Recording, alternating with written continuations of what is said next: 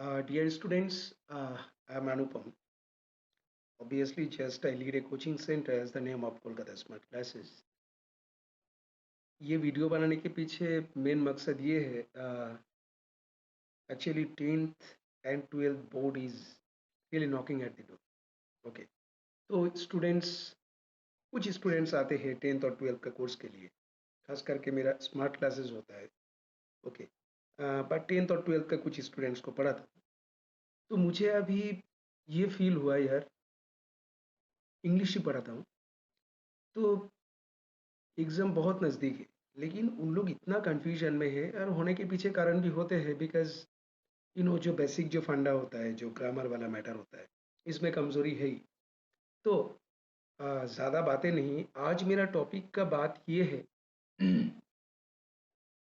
जो सिस्टम ने देखो हमें प्रैक्टिकलिटी के बारे में प्रैक्टिकलिटी से दूर ही रखते हैं।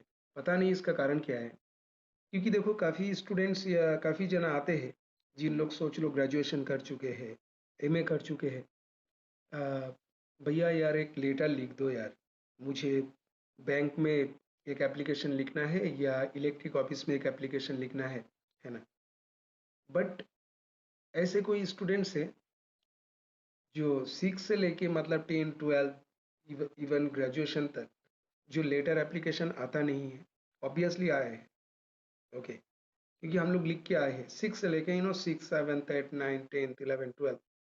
बट यार हमारे सिस्टम ने या हमारे जो जहाँ से हम लोग पढ़े हैं, ऑब्वियसली वहाँ से बताया गया जो एग्ज़ाम में आएंगे जस्ट इसीलिए पढ़ना है, एग्ज़ाम में आएंगे इसीलिए हमें ये करना है ना। चलो आज ये लेटर लिख लो, ये एग्ज़ाम में आएंगे। बट यार क्या यही फंडा है? सो मैं आज देखो, मेरा जो मेन टॉपिक है आज लेटर एप्लीकेशंस। आई थिंक थोड़ा अच्छे से देखने की कोशिश करना, काम पे भी लगेंगे। बट ऐसे नहीं है जो सिर्फ एग्ज़ाम के लिए काम पे लगाना है। एंड आई प्रॉमिस ये तुम्हारे लाइफ के लिए, मैं लाइफ टाइम के लिए भी काम पे लगने वाला है। बिकॉज इसके बाद अगर बोला जाए जो प्रेसिडेंट के पास एक लेटर लिखो, इसी को फॉलो करके आप लोग लिख पाओगे, और खास करके जो 10 12 की स्टूडेंट्स हो उनके लिए तो डायरेक्टली काम पे लगने वाला है। जस्ट एक कुछ टॉपिक, कुछ पॉलिसी फॉलो करना। ओके, चलिए मैं कुछ शेयर करने जा रहा हूँ।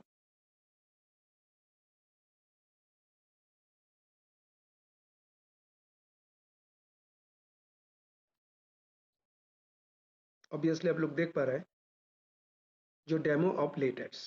ओके, देखो हमारे मन में ऐसे एक फील होता है जो लेटर एक चीज़ होता है, एप्लीकेशन एक चीज़ होता है। बट ऐसे कुछ नहीं है यार, पूरा टोटल अच्छे से ध्यान देना यार। कम लगेंगे, पर्टिकुलर करके पढ़ने की ज़रूरत नहीं होगा, रटने की ज़रूरत नहीं होगा। तुम लोग देखे होंगे जो गाइड बुक होते हैं नॉर्मली जो मार्केट में है, संजीव है, एक्सलेंट है, तो उसमें है ना कभी एडिटोरियल लेटर अलग है, यू नो स्कूल रिलेटेड जो लेटर है वो अलग है, वैकेंसीज लेटर अलग है। तो अलग अलग टाइप का लेटर होता है यार। तो इससे ना हम कंफ्यूजन होते हैं कितनी, मतलब 4 और 5 और 6 मार्क्स के लिए हम लोग कितनी रटे। बट आज से रटने की जरूरत नहीं है, जस्ट फॉलो इट। ओके, देखो demo of letters. Letters are classified into 2 types, 2 प्रकार के होते हैं लेटर, फॉर्मल लेटर और इनफॉर्मल लेटर। पता है ये एप्लीकेशन अलग कुछ नहीं होता है, ये जो फॉर्मल लेटर होता है ना इसे ही एप्लीकेशन कहा जाता है। तो अब हमें ये जानना है, तो टोटल 2 टाइप्स ऑफ लेटर होता है ना, formal letter and informal letter. तो हमें ये जानना जरूरी है पहले, जो to whom this letters are written, है ना, whom this letters are written to. Okay, तो ये फॉर्मल लेटर किन किन लोगों के पास लिखा जाता है, किन लोगों के पास लिखा जाता है? ओके, जैसे प्रिंसिपल हो गया, टीचर्स हो गया, यानी कि जहाँ पे फॉर्मेलिटीज थोड़ा फॉलो करना होता है। एनी गवर्नमेंट बॉडी, किसी भी प्रकार के जो गवर्नमेंटल बॉडी होता है, एडमिनिस्ट्रेटिव बॉडी यानी कि जो कलेक्टर होता है, चेयरमैन होता है, any official officers, bank manager वगैरह वगैरह। ओके, एनी रेस्पेक्टेड और अननोन पर्सन जिनको हम नहीं जानते हैं, बुक सेलर हो गया, यू नो एडिटर हो गया, etcetera. Person whom we don't know, जिनको हम नहीं जानते, जिस व्यक्ति को, मैनी मोर लाइक दिस। यानी कि इस प्रोसेस का वो तो just you will know well, है ना? यानी कि जिनको हम नहीं जानते रिस्पेक्टेड पर्सन से, जो मतलब ऑफिशियल्स बड़ी है, तो उन लोगों के लिए फॉर्मल लेटर लिखा जाता है, ठीक है? और इनफॉर्मल लेटर्स किन किन लोगों के पास लिखा जाता है, ध्यान देना। एनी फैमिली मेंबर्स, यानी कि father mother brother sisters cousins जो भी हो, एनी रिलेटिव्स और फ्रेंड्स, है ना? जिनको, यानी कि हम जिनको जानते हैं, persons whom we know many more like this, जिनके पास इतना फॉर्मेलिटीज करने की जरूरत नहीं होता है। देखो, कोई फ्रेंड के पास, हाँ, और सब कुछ बढ़िया, राजी खुशी, यानी कि कुछ भी लिख सकते हैं हम इस टाइप का, कोई दिक्कत नहीं। लेकिन जो रेस्पेक्टेड पर्सन्स होता है, जहाँ पे जैसे प्रिंसिपल हो गया, टीचर हो गया, है ना, कलेक्टर हो गया, तो इनको तो हम लोग ऐसे लिख नहीं सकते ना। कोई भी अपील करके लिखना होता है, या कोई भी हमें जो काम है उस काम निकालना है, तो उसके लिए कुछ शब्द का अच्छा चयन होना जरूरी है ना? तो आई थिंक इतना सा क्लियर है, ये स्क्रीनशॉट भी ले सकते हो, है ना, लिखने के लिए अगर लिखना चाहते हो तो। जो फॉर्मल लेटर किन लोगों के पास लिखा जाता है और इनफॉर्मल लेटर किन लोगों के पास लिखा जाता है, ठीक है? तो देखो, एप्लीकेशन कुछ अलग कुछ नहीं होता है, फॉर्मल लेटर को ही एप्लीकेशन कहा जाता है। ओके, चलिए, मैं नेक्स्ट एक पेज शेयर करने जा रहा हूँ, ध्यान देना, ध्यान देके देखने की कोशिश करना प्लीज, है ना? ये आप लोगों के काम पे बहुत ज्यादा लगने वाला है। देखो, अब यहाँ पे दिखाई दे रहा है ना, डेमो ऑफ फॉर्मल लेटर्स। थोड़ा सा कंजेस्टेड हो रहा है क्योंकि मैं जूम से ये वीडियो कर रहा हूँ, ठीक है? चलिए, देखो, जो फॉर्मल लेटर्स होता है ना, यानी कि एडिटर के पास लिखना हो, बुक सेलर के पास लिखना हो, कोई प्रिंसिपल के पास लिखना हो, कोई जॉब एप्लीकेशन लिखना हो, ये सारे के सारे फॉर्मल लेटर के अंदर ही आता है। तो किसी भी प्रकार के फॉर्मल लेटर आते हैं ना, उसमें बिल्कुल पहले अपने एड्रेस लिखना जरूरी है। अपना एड्रेस क्या होता है? जहाँ पे हम रहते हैं, मतलब सोच लो, जो छोटी सादड़ी रहते हैं या प्रतापगढ़ रहते हैं, है ना, कहीं पे भी हम रहते हैं, तो वहाँ का एक एड्रेस होता है। तो एग्जाम के लिए जो क्वेश्चन आते हैं ना, तो कभी कभी होता है जो क्वेश्चन में ही वो एड्रेस लिखा हुआ होता है, तब जाके वही एड्रेस लिखना होता है। और अगर नहीं हो तो ऐसा अपने हिसाब से कोई एक एड्रेस लिखना होता है, कोई जगह का नाम लिख दो, ठीक है? लेकिन अपना एड्रेस एक कंडीशन में लिखने की जरूरत नहीं होता है, जैसे not applicable for teaching related institution. यानी कि अगर स्कूल में लिखा जा रहा है या कॉलेज में लिखा जा रहा है, तो जाके अपना एड्रेस पहले लिखने की जरूरत नहीं होता है। इसका कारण क्या है? बिकॉज अगर तुम स्टूडेंट हो ना, तो तुम्हारे सारे के सारे जो बायोडाटा है, जो रिज्यूम है, तुम्हारे बारे में जानकारी है, वो ऑलरेडी उस इंस्टीट्यूशंस के पास, है ना, रहते हैं, ठीक है?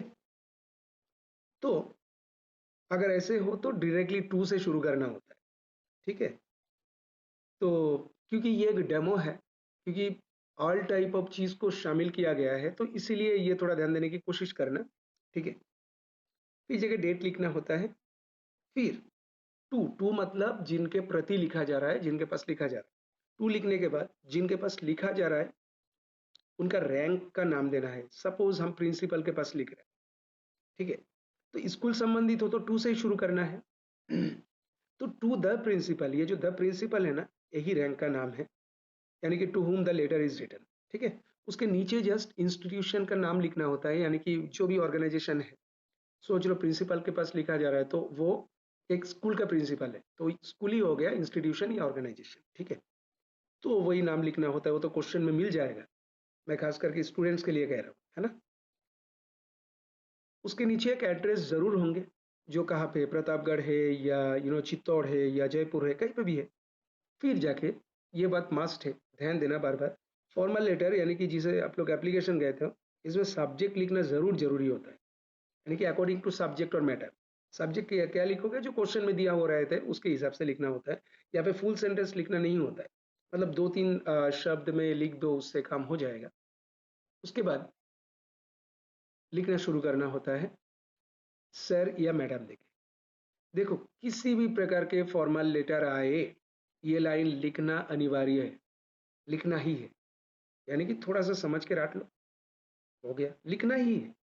जैसे with most respectfully I beg to say that, देखो, जो फॉर्मल लेटर लिखा जा रहा है, तो उसके लिए, है ना, हमें थोड़ा ऐसे शब्द यूज करना है जो जिनके पास लिखा जा रहा है वो इम्पैक्टेड हो जाए।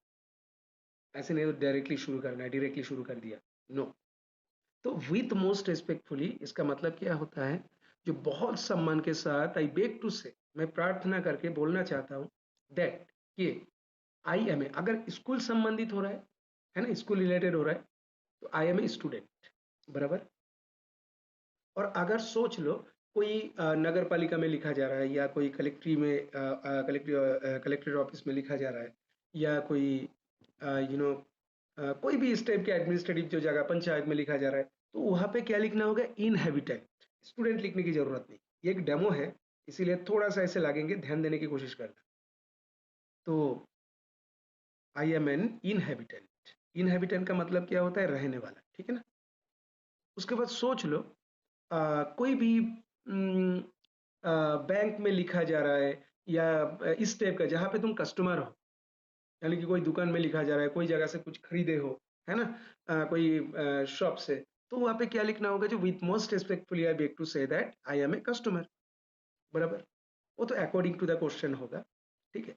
अगर सोच लो कोई भी जहाँ पे तुम एम्प्लॉई हो, कर्मचारी हो, उसके हिसाब से लिख रहे हो, कोई भी जगह में, कोई ऑफिस में, कोई कंपनीज में, है ना, तो वहाँ पे क्या लिखना होगा, with most respectfully I beg to say that I am an employee, बराबर। फिर उसके बाद सोच लो कोई क्लब में लिखा जा रहा है या समिति में लिखा जा रहा है, तो वहाँ पे क्या होता है, मेंबर होता है। वो तो अकॉर्डिंग टू द क्वेश्चन तुम्हें ये अप्लाई करना होगा, ठीक है। With most respectfully I beg to say that I am a member. अब ऑफ जो है ये लिखना है, क्योंकि अगर सपोज हम स्कूल के लिए लिख रहा है, तो with most respectfully I beg to say that I am a student of your school, या अगर कॉलेज में लिख रहा है तो ऑफ योर कॉलेज, और एनी एजुकेशनल इंस्टीट्यूशन, यानी कि कोई कोचिंग सेंटर में लिख रहा है तो उसके हिसाब से लिखना है ना, जहाँ पे तुम स्टूडेंट हो, इसीलिए ये लिखा गया, ठीक है।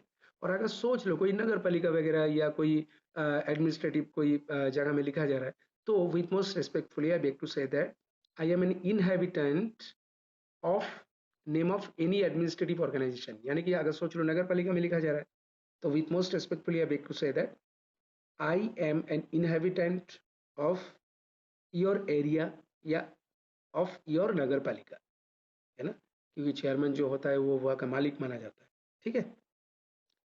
और कलेक्ट्री में लिखा जा रहा है तो ठीक है, ऑफ योर एरिया ऐसे करके लिख दो, नहीं तो ऑफ योर कलेक्ट्रेट ऑफिस या कुछ भी इस टाइप का, है ना।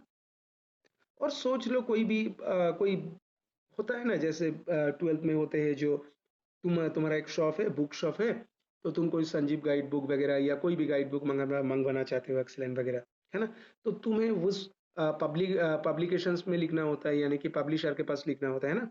तो with most respectfully I beg to say that, उस जगह में भी आई एम ए कस्टमर लिखना होता है ना, I am a customer of your publication, publication मतलब प्रकाशनी, ठीक है। एनी बाइंग और सेलिंग इंस्टीट्यूशन ऐसे लिखा गया। यहाँ पे बैंक के लिए भी हो सकते हैं, वो भी मतलब बाइंग सेलिंग इंस्टीट्यूट ऑर्गेनाइजेशन होता है ना। तो विचार करना है, देखो प्रैक्टिकली जब तक नहीं होंगे तब तक इतना समझ में नहीं आएगा। तो इसके अनुसार तुम लोग जो 10-12 के स्टूडेंट्स हो, तो तुम्हारा जो डेस्क वर्क है उसमें जो प्रैक्टिस पेपर है वो देख के कोशिश करना थोड़ा करने की। और अगर कोई प्रॉब्लम्स वगैरह हो तो ज़रूर ऐसे जो कमेंट्स बॉक्स है तो उसमें तुम लोग पूछ सकते हो यार, है ना। I will try to do that, है ना। तो ये हो गया, है ना। अगर कोई क्लब में लिखा जा रहा है तो with most respectfully I beg to say that I am a member of your club, इस तरह लिखना है यार भाई, ठीक है। देन फुल स्टॉप हो गया, देन ये लिखना ही है। ये देखो ये ब्रैकेट में है, जो ये लिखना नहीं होता है, सिर्फ समझना है। जो जिस विषय के ऊपर लेटर लिखने के लिए बोला जाएगा उस विषय के ऊपर टेंस के हिसाब से 3-4 वाक्य लिखना होता है, ज्यादा नहीं। अगर कॉन्फिडेंस है तो लिख सकते हो ज्यादा, और अगर देखो टेंस नहीं आते हैं ना, क्योंकि इसमें मैं कुछ नहीं कर सकता हूँ, क्योंकि 12, 11, 12, 10 के स्टूडेंट्स को अगर टेंस, क्योंकि tense is called the soul of English, है ना। तो अगर नहीं आते हैं तो काम अभी चलाना है, उसके लिए क्या करोगे, वो जो क्वेश्चंस में जो लिखा हुआ रहेगा ना, 2-3 डिटेल्स लिखा हुआ रहेगा, तो उसमें से बस कलेक्ट करके थोड़ा बहुत उठा के समझने, ये थोड़ा सा समझ के उसमें से लिख देना है, यहाँ पे 2-3 वाक्य, है ना, जो विषय है। बाय द वे, फिर जाके थोड़ा सा पैराग्राफ बनाना है। पैराग्राफ मतलब क्या है, थोड़ा सा गैप रखना है ऊपर से एक लाइन तक, और साइड से एक शब्द था, क्योंकि डेकोरेशन होना भी अच्छा जरूरी है। फिर कुछ भी फॉर्मल लेटर आए, यानी कि जिसे एप्लीकेशन कहा जाता है, पूरा हुबहू यही लिख दो लास्ट में 2 लाइन।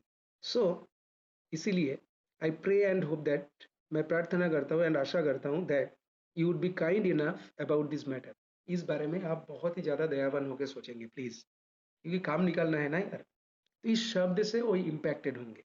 फिर लास्ट में लिखना होता है थैंकिंग भाई, अपना जो नाम है वही, है ना, who is writing the letter.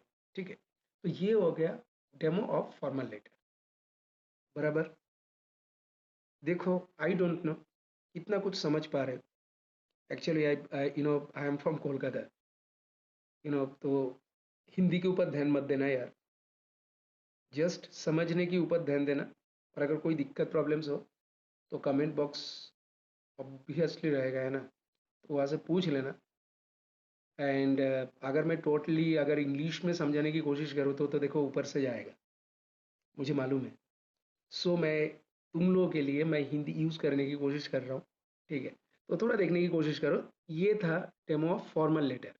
किसी भी प्रकार के any type of formal letter जो कुछ भी हो, इसके थ्रू में आप लोग कर सकते हो, आजमा सकते हो। प्रैक्टिकली हम लोग कर चुके हैं, एक्सपेरिमेंट करके बता रहा हूँ, है ना, 7-8 साल।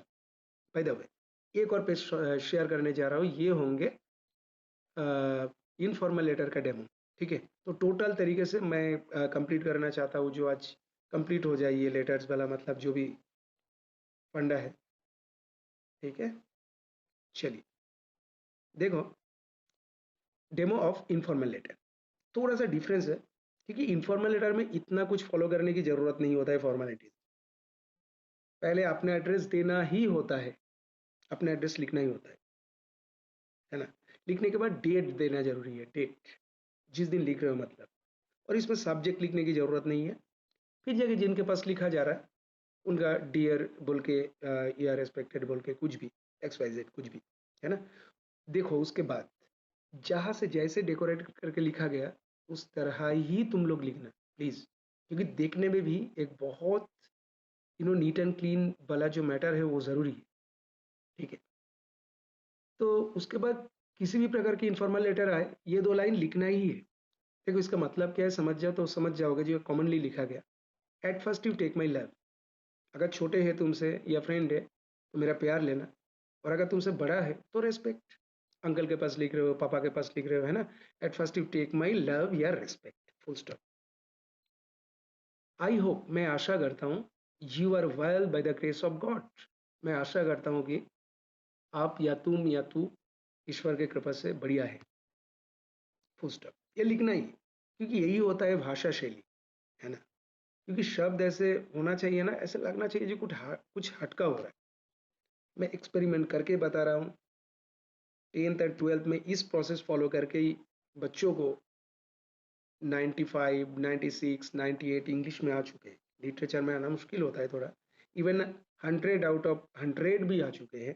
एक स्टूडेंट का नाम भी बता रहा हूँ मैं, कनिष्क, ना कनिष्क नाम है उसका, कनिष्क मराठा, कनिष्क, यस, सही बोला। You can search it. By the way, उसके बाद किसी भी प्रकार की इनफॉर्मल लेटर आए, उसके बाद आग बंद करके लिख देना है, नो मच टुडे, आज इतना सही, सी यू सून, बहुत जल्द मिलेंगे। Best regards to your parents, parents के जगह में तुम लोग एल्डर्स भी लिख सकते हो। जो बेस्ट रिगार्ड्स, बहुत सम्मान टू योर एल्डर्स, बड़े को, and love to the youngers, छोटे को प्यार, है ना। फिर इस साइड में लिखना होता है योर्स लविंग बोल के तुम्हारा नाम लिख दो।